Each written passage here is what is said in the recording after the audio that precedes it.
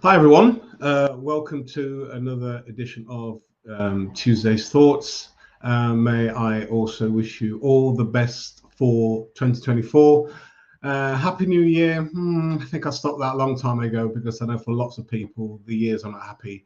And some of us listening today, you bring in stuff, difficulties into a new year, folks that are unwell and so forth, and future not looking too good. So I just wish you all the best for 2024. So today we were looking at self-reinvention in sickness, that's crisis, but better still in health, in the sense that it is good if we can take ownership, be intentional, have agency about self-reinvention. But I need to say right from the outset that self-reinvention is not for everybody. Not everybody can do it. For example, if you're looking after a sick child, or in the case of children looking after sick parents.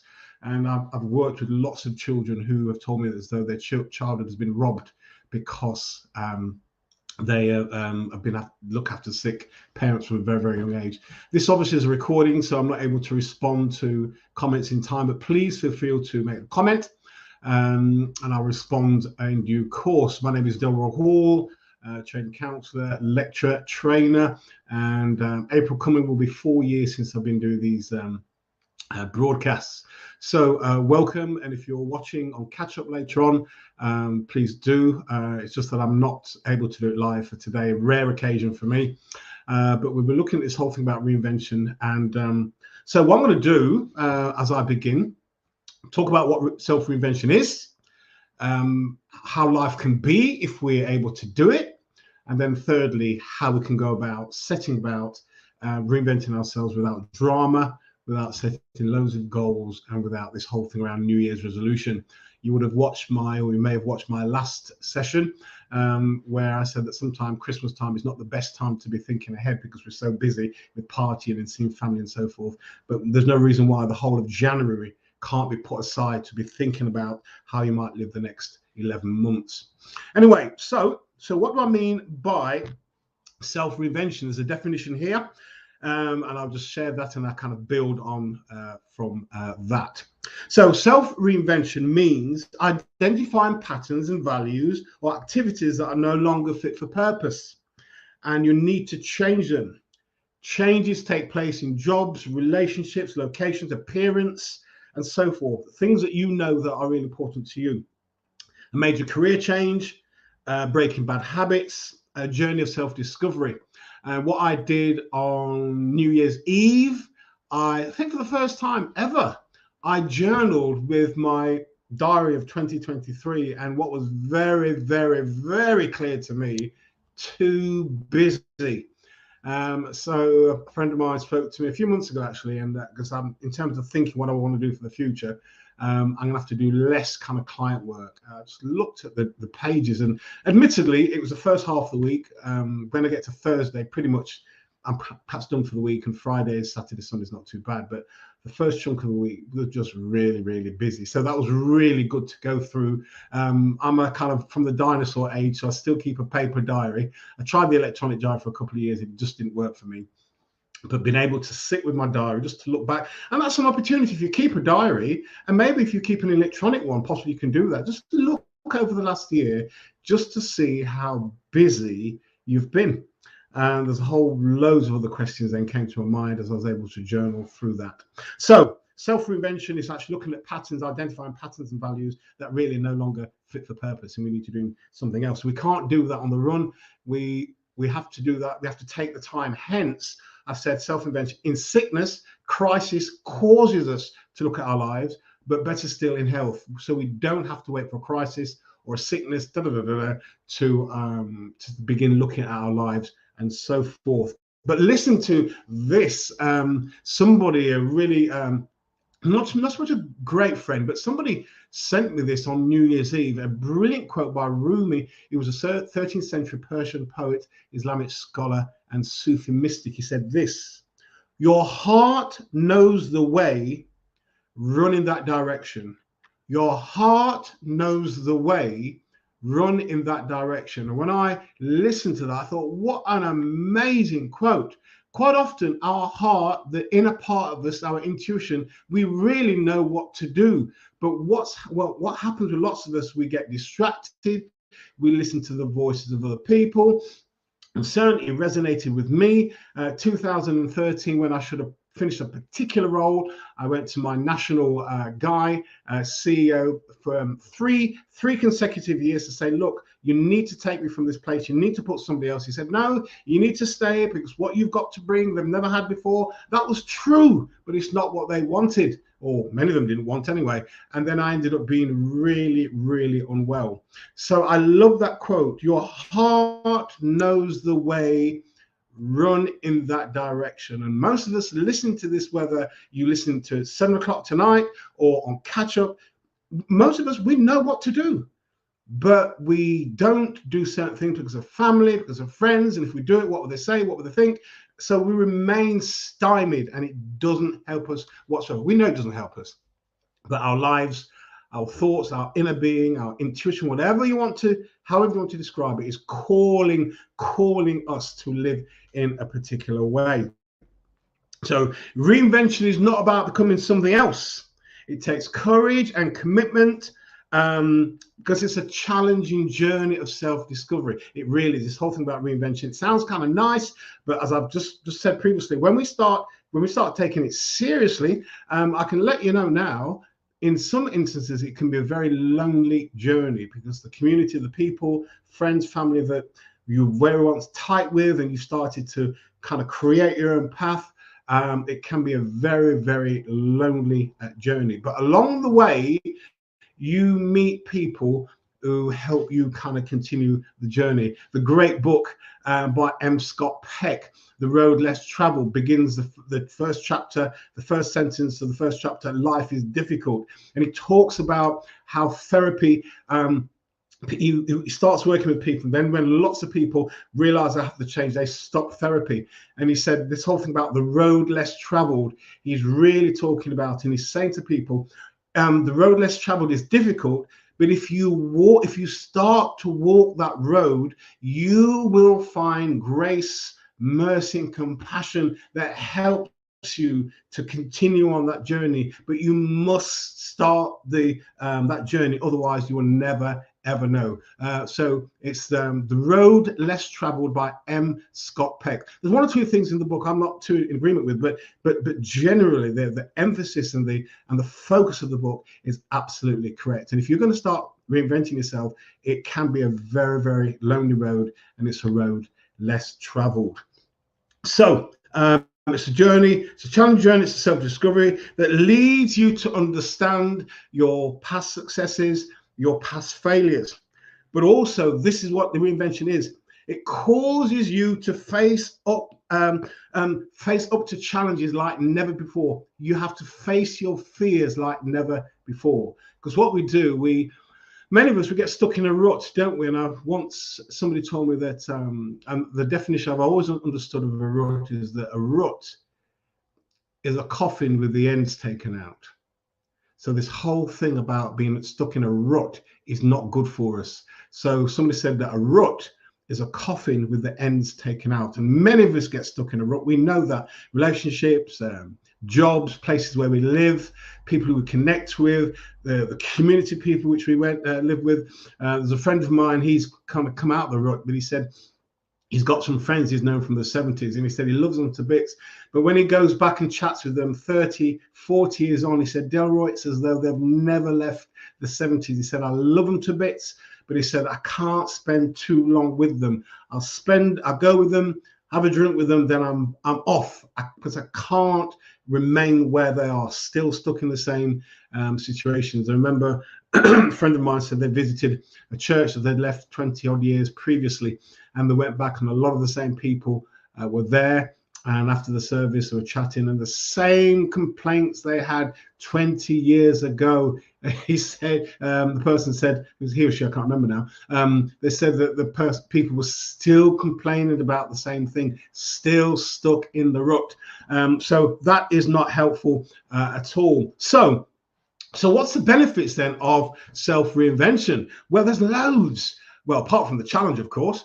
There's personal growth, which if once you get onto the thing of personal growth and you see things happen in your life, some people say it's addictive, and maybe it is, but it's not so much that for me. It's the challenge of possibilities. It's the excitement of possibilities. That's really good. So personal growth is really, really important. Also, your health and well-being is critical when it comes to self-reinvention. Self-reinvention is never about just kind of, grab all you can. Part of the self-reinvention is developing yourself, but also quite often included in that, or integral in that, is actually how can we serve humanity better.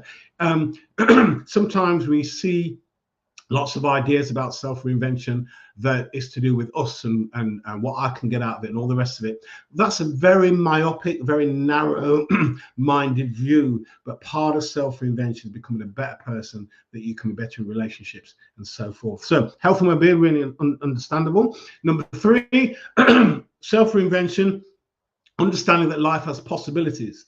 Lots of us were kind of temporarily self-reinvented during lockdown, and lots of us recognize those possibilities. Lots of us recognize we didn't need to be so materialistic. Lots of us recognize we didn't have to work so many hours. There's so many things that we recognize we didn't have to do, but then things, the floodgates have opened. We're back to living life as we have done, and many of us have forgotten those great lessons that we learned for a short time. Lesson also, self-reinvention, understanding that change can be a very powerful catalyst, moving us forward, and all those things about possibilities and what we can do, what we can't do, and just see what is possible. There's a friend of mine, I might have mentioned it before, who's an academic. In fact, I spoke to her on New Year's Day, and I said I was mentioning her, who's an academic down south, 15 years. And in the end, she used to say to me, "Look, Deborah," she said, she called it academic life. She called it the plantation. She says, "Deborah, I hate it." And I said to her, "Look, I made a big change in my life at 58, and you're just kind of touching 50. Don't wait till you get to my age. Think about what you want to do." I may have mentioned it before, actually. I'm not too sure. But anyway, she left uni life, senior lecturer, top of her grade, earning serious bucks down south, and she cobbled money together, trained as a barber. And now she works with young men in a young offender center in down south.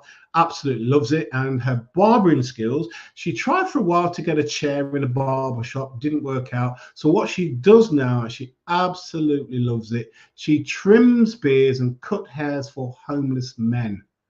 She loves it. She said, "Delroy, the level of money I had before is not there, but I'm happier, less stress." So now that's a major shift. But one of the reasons why we stay in the rut is, somebody spoke to me recently about a situation. I said, the reason why the person keeps going back to it is because they're not hurting enough. We talk about change. We want something different. And the reason why many of us don't do anything, those of us who can, remember right at the beginning, I spoke about there's some situations where people can't do the self-reinvention. But for lots of us who can, the reason why we remain where we are is that we're not hurting enough. Again, going back to the point, self-reinvention in sickness, better still in health. Many of us will only make the change when we are desperately in a crisis, and the crisis can be anything. And then when we get through the crisis, we'll say, I could have done this before. I could have done this years ago, but we chose not to for a whole range of reasons. As I said before, one of the things about self-reinvention is facing up to our fears, and we don't like to do that. We kind of run in the opposite direction. So this whole thing about self-reinvention and some of the positives. However, I'll just say this now, 40 minutes in, one of the sessions I'm going to look at the pros and cons of self-reinvention. So yin and yang, positive, negative, good and bad. There's always a downside. So I want to do a session, maybe not next week, but in 2 weeks' time, possibly the 16th, I think, a session on the pros and cons of self-reinvention. So then how can we kind of start the process? Well, this is a really simple process. I used this as an appraisal model years ago, for quite a few years actually. I was working for an organization. I had regional managerial responsibility, no appraisal system in situ. But what I did once a year, I'd sit down with the guys and women I was with, and I asked them to do an appraisal. Three questions taken from the book by Stephen Covey. First things first, some of you will know that Stephen Covey wrote that excellent book, 7 Habits of Highly Effective People. So 3 questions, and they are the 3 questions I want to share with us today. And in fact, it was an amazing appraisal. What I would do, they would sit together, they would talk, discuss, and then I'd come back into the room maybe 90 minutes later, and then they would say, Delroy, this. So 3 questions. What do I want to stop doing? What do I want to start doing? What do I need to continue? 3 questions, amazing appraisal questions. So there were 3 questions. They'd discuss it, and somebody would present. So they wouldn't say, well, so-and-so said this, so-and-so said that. They'd sit together and they'd come down. Now, the first time I did it, there was a long list of stuff for each one. I said, look, this is too much. The second year we did it, I said, look, just look for each question, just look for 2 things that you can focus on. There's always going to be lots, but it was really, really helpful. I remember one in particular, I used to share information with them because I was at that time sitting on a national board, and I shared information with them, but they said the information I was sharing with them was too much. It was overwhelming. So they asked me to stop doing that, and I did. So an amazing tool, but also very good for your self-reinvention without the needs of New Year's resolution, goals, and drama. So what is it? What is it do I want to stop doing? So what is it that's draining you? What is it that's distracting you? The people you're with, maybe the company that you keep, the job that you've got the habits you've got, the activities that you might be involved in. What is it that's draining you? And maybe you start writing a list. And maybe I might just say to you, what are the top 6 things you need to stop doing? And then once you've got your list, I would say to you, what is the number 1 thing, if you stop doing, it's going to make a difference, a significant positive difference to your life and to your well-being? And so you need to sit and think it through, what you're going to work on. So what is it I want to stop doing? So friends, my job. Remember, I've said on earlier situations, sometimes you can't leave a job today, but you could leave it in 6 months' time. You could leave it in a year's time. You're getting things in place for that kind of big move. So if you can't do it today, don't despair. Even with friends, sometimes you're going out with friends and you're no longer enjoying what they're getting up to. You want something different for your life, and it may be that they invite you to places and you might just have to say no. And if they get funny about it, say, well, no, I just don't fancy going. So again, you see the fear you need to face, confront the challenge. This whole thing about reinventing, certainly if it comes with people and you've been part of the gang for years and you want something different, you may need to articulate that, and some may hear you and some may not. So what is it that I want to stop doing? What's a huge distraction in your life at the moment? So make a list, as I said before. One of the things I noticed when I looked through my diary, as I said a little while back, a few months ago, is that it's too busy. So I've already started to do something with my diary that I have to, in terms of the work I'm being involved in now, I have to do the research and study. So when I do the training, I know my game, I'm on top of my game. That's not going to happen the night before, but it will happen with systematic studying and so forth. So what is it? So number 2, what is it you need to start doing? So less busy, meditate more, exercise, managing finances better, journaling. So Jim Quick, the guy who has a particularly different view on this, his ideas around this is he's got 5 kind of questions.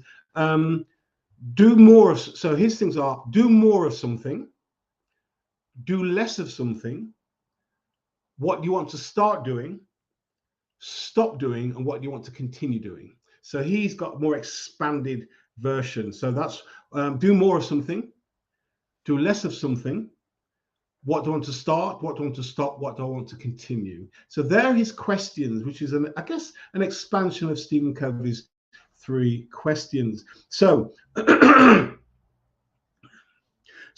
of the things about what you need to start doing, I think this is really critical. You need to understand why you need to start doing it. If you don't understand why you need to do it, then you won't start. If you don't understand why you need to do it, then you won't start. So what is it? So number 1, what is it you need to start doing? So less busy, meditate more, exercise, journaling. So he has got more expanded version. So that's I say put that to one side. Start doing what you're doing it for. It is said that if you want to know the real reason of something, ask why 5 times. So if you want to start doing something, it could be, oh gosh, I don't even know. It could be, I'm trying to think off the top of my head. It could be going to the gym, but actually you don't really like the gym. There's something else you could do. So understand the reason why you want to start something, because if you don't, the likelihood is that you won't continue with it. That's really, really important. As Jim Quick talks about small, simple steps. That's how we start. So, for example, if you want to start meditating, you can't do it for an hour. Even when you start journaling, as you know, for some people who can sit down now, I can sit down for an hour or two. Not that I'm writing constantly, but you write and then you think, and then you write, you think again. And that's come over many years of working. But if you're starting, it could be a very simple journal prompt, and you write 3 or 4 sentences, and maybe a few days later you write 4 or 5 sentences. Maybe a few weeks later you write half a page. So you build it up over a period of time. You get into a new habit. So that's all this. What do you want to start doing? So, and then the final thing is, what do you need to continue? So you need to continue something that you know is beneficial for you. You're benefiting from it. It's not harming you. It's certainly helping you. So continue to do that. But the only time that we'll get to understand these 3 questions, what do you need to stop doing, start doing, continue doing, is being still, listening and reflecting. And then once we've spent that time, we can then apply the new learning. And what I had said before, I think it was last Tuesday on Boxing Day, just before, December is not the best time possibly to be doing a New Year's resolution, but use maybe the first 2 or 3 weeks or the whole month of January, really thinking through what we want to do for the remainder of the 11 months. And it could be that before we get into the Christmas, gosh, dare I say it already, get into the Christmas throws things for 2024, beginning of December, you're beginning to think about what you want to do for 2025. It's something that can be done. How you kind of end the year, and so you don't end the year literally thinking about it 2 or 3 days before New Year's Eve, but it's something that you take into consideration maybe the beginning of December. So it's simple. 3 questions. It's simple. It's not arduous. No great plans. So what you want to stop doing, start doing. What you want to continue doing. And I wish you well for 2024. Listen, life is not perfect. There's going to be obstacles. There's stuff's going to happen to us we didn't see coming. But part of us being able to get through life is not so much that we didn't see it coming, but how do we respond? How resilient are we when these things happen in our lives? So I wish you all the best. Enjoy the rest of your evening or the time you're watching this. If you're a different part of the country, different part of the world even, I do wish you all the best for 2024. Good stuff will happen. Not so good stuff will happen, but many of us will get through it. And sometimes we don't get through things on our own. We get through things with people in a community, people around us, friends around us, family around us, to help us through these difficulties. Listen, I wish you well. Take care, and I'll see you next week where I will be live. Take care. Bye-bye.